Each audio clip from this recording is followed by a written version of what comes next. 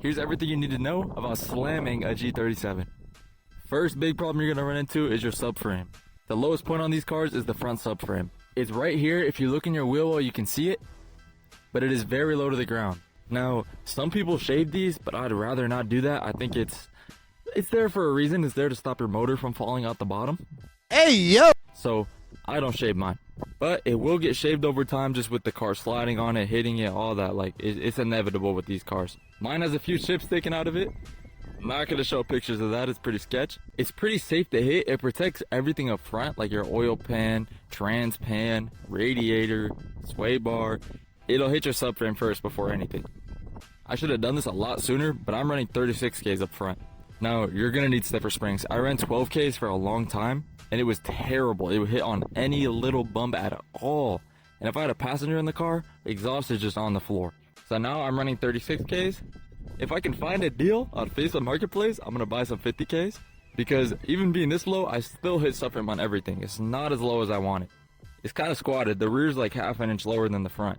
So stiffer springs up front are definitely the move. In the rear, you don't have to worry as much about stiff springs. But there's this little toe point, jack point, like diff brace thing back there that hits on the floor. Other than that, I haven't had any problems with the rear. I'm on soft springs. I'm on 12Ks in the rear. Does not hit anything but that little diff brace, and that's only on the most terrible bumps. Next up, we're going to talk about front and rear wheel fitment. Now, the fitment on these cars is super easy. There's not much stopping you. It's going to be similar to other cars. In the front, obviously roll your fenders. You're going to have to turn.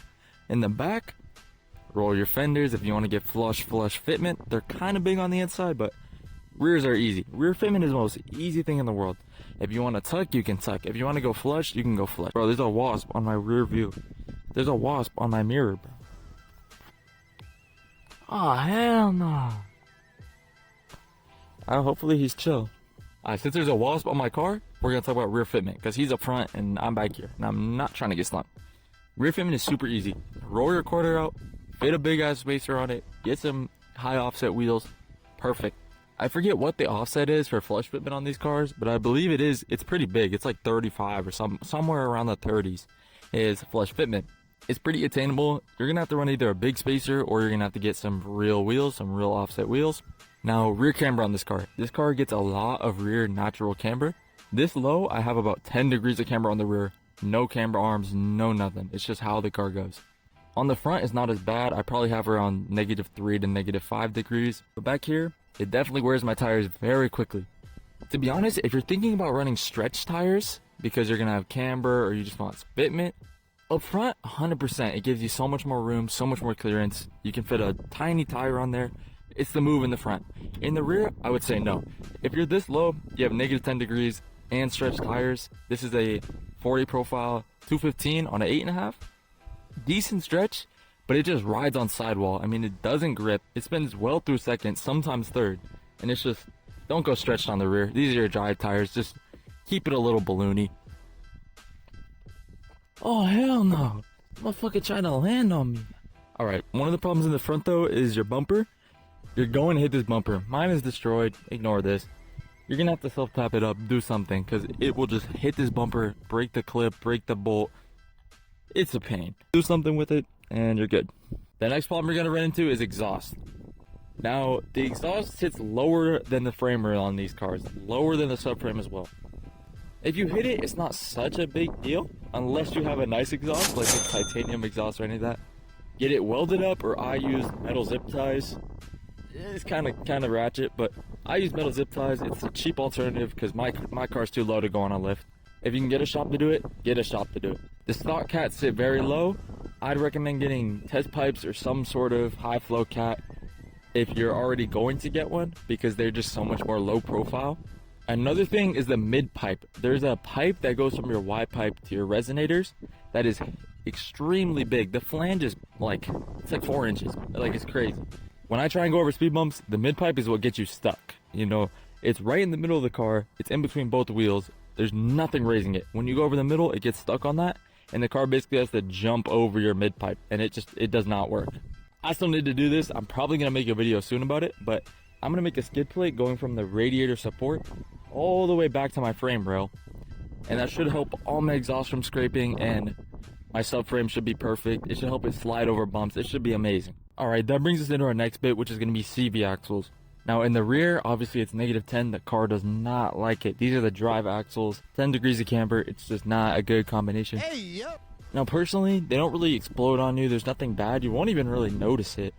You just see that the boot is ripped and then it starts to fail. Super easy fix, super easy install. It's like 6 bolts. It's super easy to fix.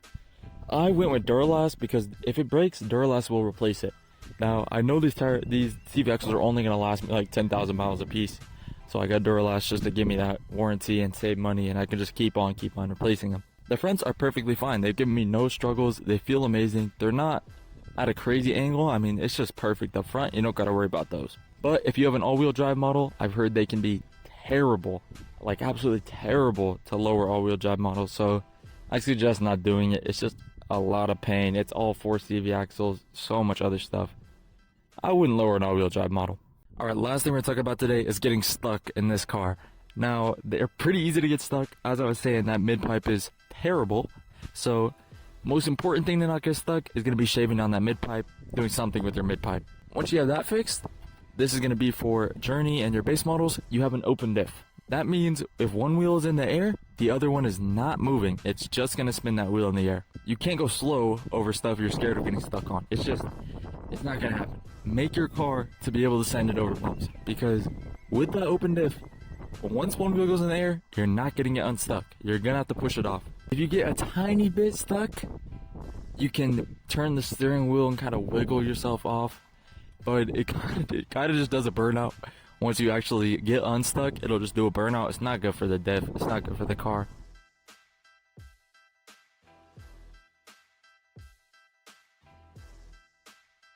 Bro, I hate when people come up here while I'm shooting videos, bro. It feels so awkward. But as I was saying, you gotta send it over bumps. It's an open diff.